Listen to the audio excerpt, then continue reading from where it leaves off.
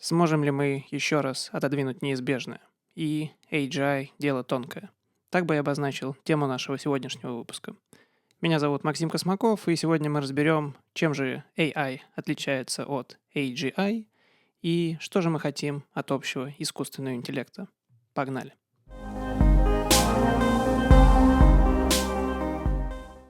Итак, начнем с того, чем же AI отличается от AGI. Ну, во-первых, AI появился раньше.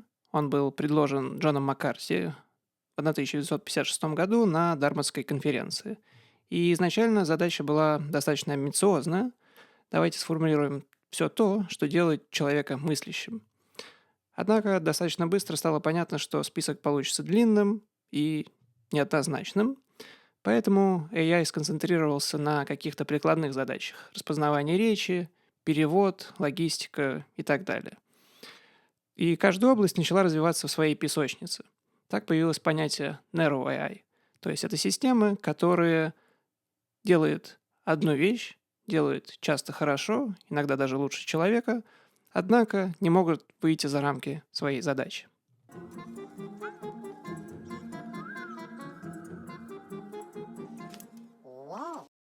Идея AGI, Artificial General Intelligence, или общий искусственный интеллект, появилась как реакция на эти ограничения и изначально была известна в узких научных кругах.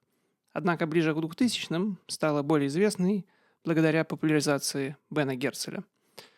Он активно пиарил этот термин, и одно из его детищ, гуманоид Софи, участвовала во многих ток-шоу. Paper, scissors, shoot. I won.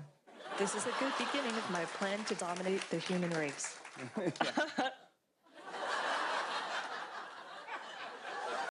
Однако для нас важно, что основная цель была поставлена не в улучшении отдельных функций, а в создании целостной системы, способной к обучению, общению и адаптации. Ну хорошо, с терминологией истории вроде как разобрались, и давайте перейдем к следующей теме, а именно, как же понять, что искусственный интеллект наступил. В прошлом видео мы обсуждали, что ChatGPT 4.5 прошел тест Тьюринга, но мы не считаем, что это искусственный интеллект. С другой стороны, DeepMind предсказывает появление искусственного интеллекта в 2030 году. Так каковы же критерии? И тут интересная штука, которая в психологии называется shifting the goalposts, когда мы двигаем ворота во время игры, и заключается она в следующем, что каждый раз, когда искусственный интеллект достигает чего-то впечатляющего, мы просто поднимаем планку. Что я имею в виду? Был тест Тьюринга, хороший тест, однако он достаточно лингвистический. Нельзя ли придумать какой-нибудь другой тест, либо игру, в которой мы проверим, что машина мыслит и рассуждает? И как один из хороших примеров шахматы, там действительно нужна какая-то логика, нужна интуиция, мышление. И многие люди считали, что вот как только робот или машина обыграет человека в шахматы, так мы можем считать, что у нас есть искусственный интеллект. 97 год, Deep Blue обыгрывает Каспарова, и какова же реакция? Ну, 64 клетки, не так, чтобы очень много. Конечно, не супер простой перебор, но обучение с подкреплением не так интересно. То ли дело Go. Вот там количество комбинаций больше, чем атомов во Вселенной. Вот как только победим в Go, 2016 год, Ли Седоль, 9-й дан, проигрывает AlphaGo. Какова реакция? Ну, это комбинация предсказаний и симуляции, поиск по дереву Монте-Карло. Это еще не искусственный интеллект. 2025 год, ChatGPT проходит тест Тьюринга. Ну, это игра в имитацию. Это еще не искусственный интеллект. Задача спрашивается, каковы же критерии искусственного интеллекта?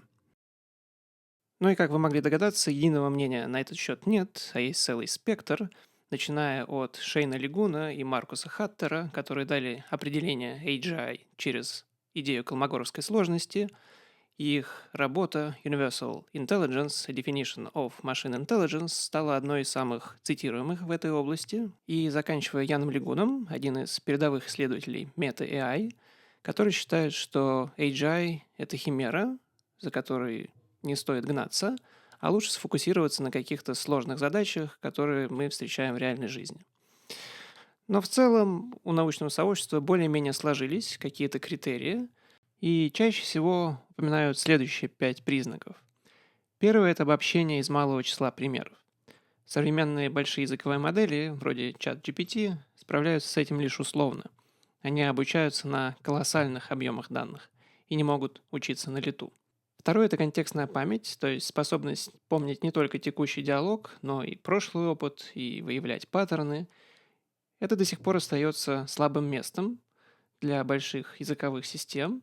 То есть, если вы в диалоге с этой моделью перескажете всю «Войну и мир», а потом спросите, а в каком платье была Наташа Ростова на первом бале, то она вам не ответит, потому что не может удержать такой длинный контекст в памяти.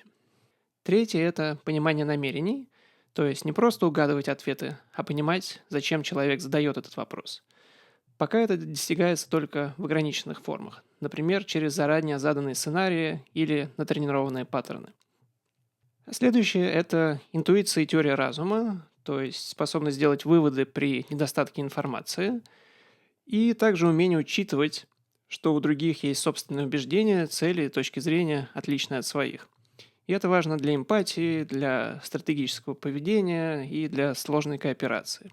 И завершает список собственные цели и инициативность. То есть модель, которая сама формулирует задачи, разбивает их на подзадачи и движется к их выполнению без нашего внешнего запроса. Это вообще один из самых спорных и тревожных пунктов, ведь тут и возникает вопрос об автономии, воле и ответственности. Именно поэтому мы обсудим это в отдельном выпуске. В этом выпуске просто не хватило места, да, и не хотелось комкать такую важную тему. Завершим выпуск цитатой Декарта, который, на мой взгляд, отлично резюмирует главное. «Cogito ergo sum» – мыслью, следовательно, существую. Так что, как только AGI действительно научится мыслить, так сразу все сомнения в его существовании отпадут. Осталось лишь договориться, что мы понимаем под словом «мыслить». Спасибо, что были с нами. Подписывайтесь, ставьте лайки, делитесь видео.